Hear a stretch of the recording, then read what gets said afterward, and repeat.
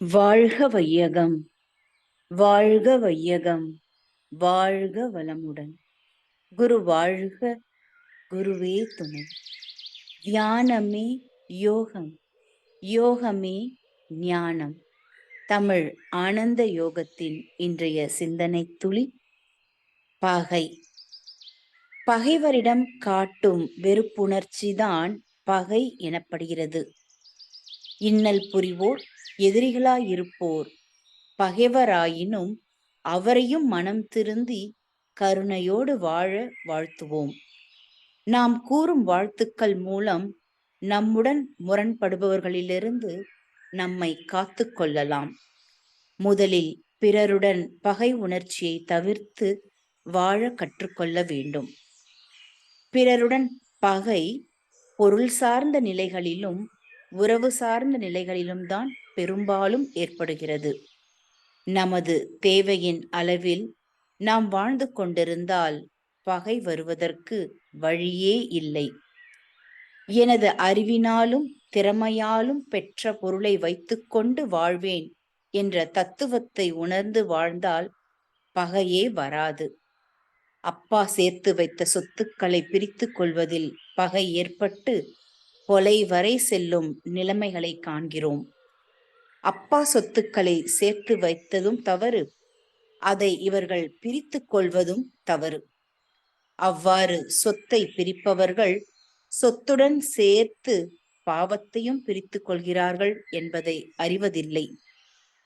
மகரிஷி தத்துவத்தின்படி என் உழைப்பாலும் அறிவின் திறனாலும் பெற்ற பொருளை வைத்தே வாழ்வேன் என்று இச்சமுதாயத்தினருக்கு வாழத் தெரியவில்லை. இறைஞான ஆசிரியர் நன்மணி ஐயா அவர்களுக்கு நன்றிகள். வாழ்க வளமுடன் ஐயா. வாழ்க வளமுடன். நன்றி அம்மா. வாழ்க வளமுடன். பகை பகை என்ற ஒரு தலைப்பிலே இன்றைய சிந்தனை கொடுக்கப்பட்டிருக்கிறது. ஆனால் இந்த சிந்தனை சமுதாயத்தில் ஏற்றுக்கொள்ளப்படுமா என்று கேட்டால் அது ஒரு பெரிய கேள்விக்குறியாகத்தான் இருக்கும். ஏன் என்று சொன்னால், இப்பொழுது இந்த சமுதாயம் இருக்கும் நிலையில் இந்த சிந்தனையே அந்த சமுதாயத்துக்கு பகையாகத்தான் தெரியும். ஆனால் உண்மை மாறுவதில்லை. இப்பொழுது இந்த சிந்தனையிலே பகைவர்களிடம் காட்டும் வெறுப்புணர்ச்சி என்பதுதான் பகை என்று தொடக்கத்திலே சொல்லப்பட்டிருக்கு. இப்போ பகைவர்களிடம் காட்டும் வெறுப்புணர்ச்சி, அப்ப அவர்கள் பகைவர்கள் என்று முடிவாகி விட்டது. சரி, இருந்து விட்டு போகட்டும். அதை நாம் எப்படி அணுகுகிறோம் என்பதில்தான் நமது மன உணர்வுக்கு அது பகையாகிறதா அல்லது இது நன்மையான சுகமாகிறதா என்பது நம் மனம் எடுத்துக்கொள்ளக்கூடிய தன்மையில் தான் இருக்கிறது. சரி, அப்படி என்றால் அவர் பகைவர் என்று ஏன் சொல்லுகிறோம் என்று சொன்னால், எப்பொழுது பகை என்பது தோன்றுகிறது? இந்த உயிரினம் தோன்றியதில் பகை என்பது எங்கு தோன்றியது என்று பார்த்தால், தேவையை நிறைவு செய்து கொள்வதற்காக, அதுவும் குறிப்பாக பசிதாகம் என்ற தேவையை நிறைவு செய்து கொள்வதற்காக முயற்சி செய்த விலங்கினங்களில் இந்த ஒரு விலங்கினத்தின் பசிக்கான உணவை இன்னொரு விலங்கினங்கள் அதையும் ரெண்டுக்கும் அதற்கு போட்டி வரும் பொழுது அதை எடுக்கும் பொழுது அங்குதான் பகை என்பதை தோன்றியது. அப்ப பகை என்பது தோன்றியது எங்கு? தேவைகள் மூன்றில் நாம் நிறைவு செய்து கொள்வதை பிறர் பறிக்க வரும் பொழுது பகை. அதாவது நமக்கு ஒரு துன்பத்தை கொடுக்கக்கூடிய ஒரு நிலை வந்தால் அது பகை. இதுதான் பகை தொடங்கிய இடம். இப்பொழுது மனிதர்களிடம் இப்படிப்பட்ட பகை இருக்கிறதா என்று கேட்டால் பெரும்பாலும் இல்லை. தேவைகள் நிறைவேறிய பிறகுதான் இங்கு பகை. இப்போ தேவைக்கு மேல் இருக்கக்கூடிய அந்த பொருள் இருக்கிறது. அதை ஒருவர் லாபகமாக அபகரிக்க நினைக்கிறார். அப்ப பகை வருகிறது. இல்லை எனக்கு வேண்டும் என்று கேட்கிறார், பகை வருகிறது. இது என்னுடையது என்கிறார், பகை வருகிறது. இப்பொழுது பாருங்கள், நமது தேவைக்கு மேல் இருக்கக்கூடியது என்பது அது என்னுடையதா அவருடையதா என்பதில் தான் இங்கு பகை. ஆனால் உண்மையை உணர்ந்து கொண்டால் அது இறைவனுடையது, அது இயற்கையினுடையது. இந்த ரெண்டு பேருக்குமே இல்லாம அதன் அந்த பொருள் யாருக்கு தேவை இருக்கிறதோ அவருக்கு உடையதாக இருக்கும். ஆனால் இங்கு இருவர் பகை வைத்துக் கொண்டிருக்கிறார்கள். இப்போ இன்னைக்கு சமுதாயத்தில் இருக்கக்கூடிய பகை அனைத்தும் ஒரு பொருளை சார்ந்து இருக்கிறது என்று சொல்கிறோம். ஆனால் இந்த பகைத்துக் கொள்ளக்கூடிய இரண்டு பேருமே அதற்கு சம்பந்தம் இல்லாமல் தான் இருக்கிறார்கள். அந்த பொருள் எங்கு தேவை இருக்கிறதோ அவருடையது, அவர் அபகீதியாக இருக்கிறார். ஆனால் இங்கு இருவர் பகைத்துக் கொள்ளுகிறார்கள். இது எப்பொழுது நம்மால் விளங்கிக் கொள்ள முடியும் என்று சொன்னால், வேதாத்திரிய தத்துவ ஞானத்தை உண்மையாக உணர்ந்தவர்களுக்கு மட்டும்தான் இது உணர்வாக கிடைக்கும். வேதாத்திரிய தத்துவத்தை தெரிந்தவர்களுக்கெல்லாம் இது தெரிவது இல்லை. ஏனென்று சொன்னோம் என்றால், இந்த பகை என்பது இந்த தத்துவத்தை சொல்லிக் கொண்டு இருப்பதற்காக ஒரு அமைப்பை ஏற்படுத்தி அதில் இருவர் அதை வைத்து விட்டுக் கொண்டிருக்கிறார்கள். அவர்களுக்குள்ளாகவே பகை வந்து பிரிந்து விடுகிறார். ஏன்? அதில் ஒருவர் பொருள் சார்ந்து மனதை அதில் ஈடுபடுத்தி விட்டார் என்று சொன்னால் இருவருக்கும் ஒவ்வாமை வந்து விடுகிறது. அங்கு எப்பொழுது பொருள் என்று வந்து விடுகிறதோ அங்கு பகை என்று வந்து விடுகிறது. நம்ம சமுதாயத்தில் கூட கேட்கிறார்கள், சமாதானம் என்று சொல்லிக் கொண்டிருக்கக்கூடிய இடத்திலேயே சமாதானம் இல்லையே என்று சொல்லுகிறார்கள். சமாதானம் என்று மட்டும் சொல்லிக் கொண்டிருந்தால் அங்கு சமாதானம் இருக்கும். எப்பொழுது அதில் பொருள் என்பது மனதிற்குள்ளாக புகுந்து விடுகிறதோ அங்கு சமாதானம் இழக்கப்படுகிறது.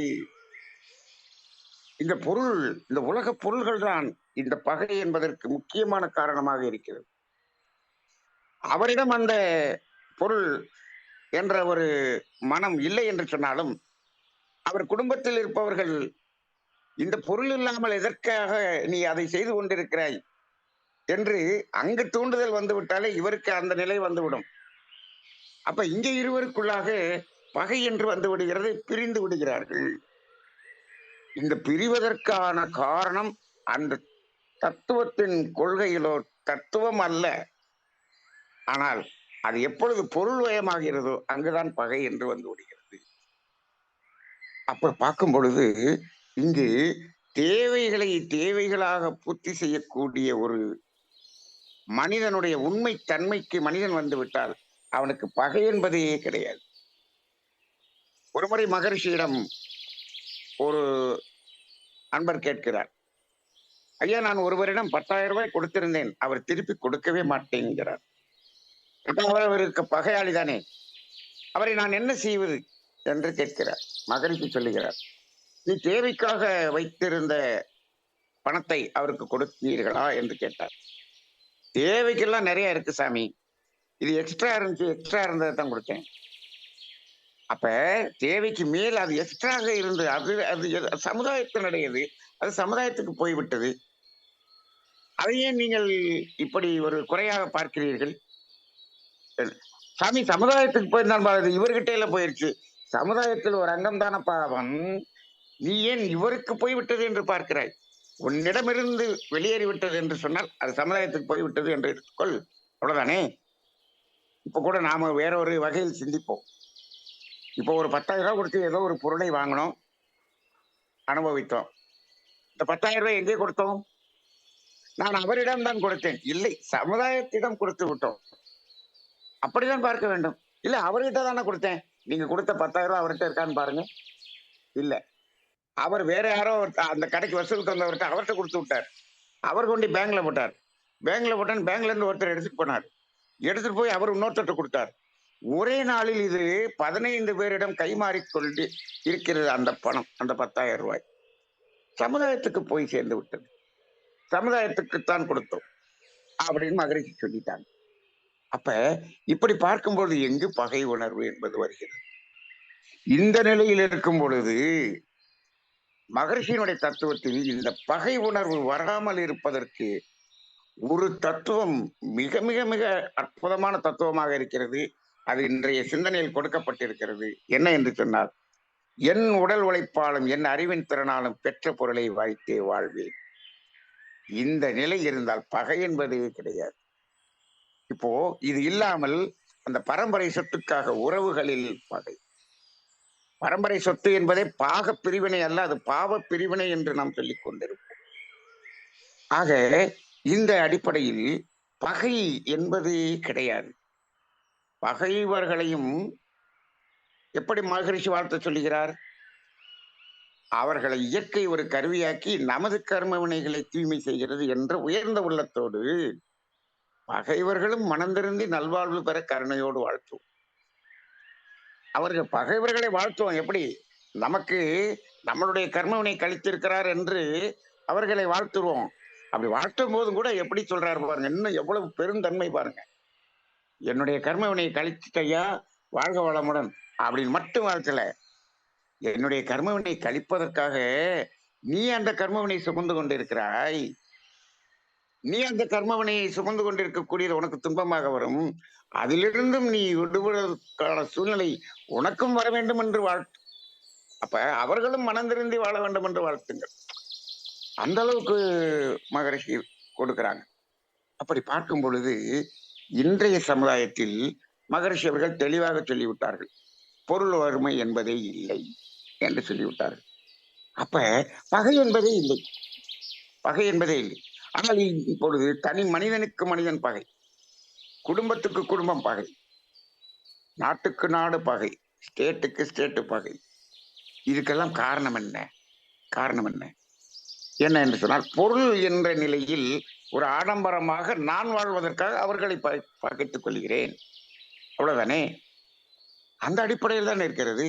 இப்பொழுது அப்பாவுடைய ப்ராப்பர்ட்டி கொஞ்சம் இருக்குன்னே வச்சுக்குவோம். ஒருத்தர் மாசம் 2 லட்ச ரூபாய் சம்பளம் வாங்குறார் அண்ணன். தம்பி 30,000 சம்பளம் வாங்குறார் என்று வைத்துக் கொள்வோம்.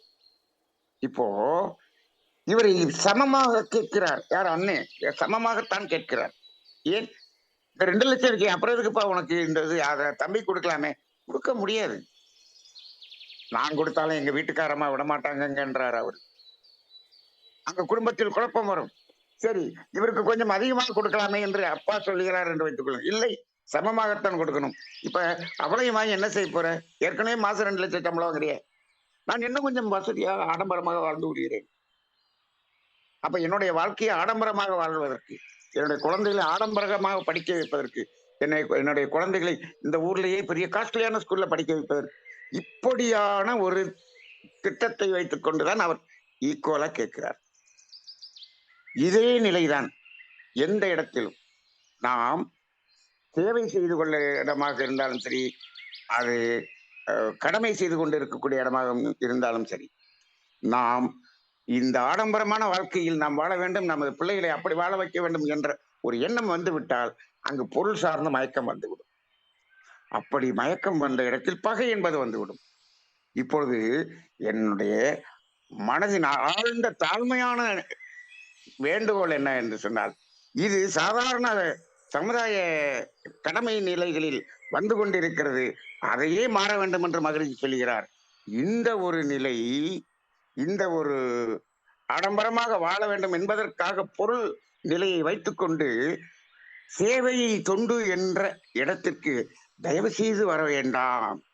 அது நீங்கி ஒரு சமநிலை வந்தவர்கள் மட்டுமே தொண்டு என்பதற்கு வர வேண்டும்.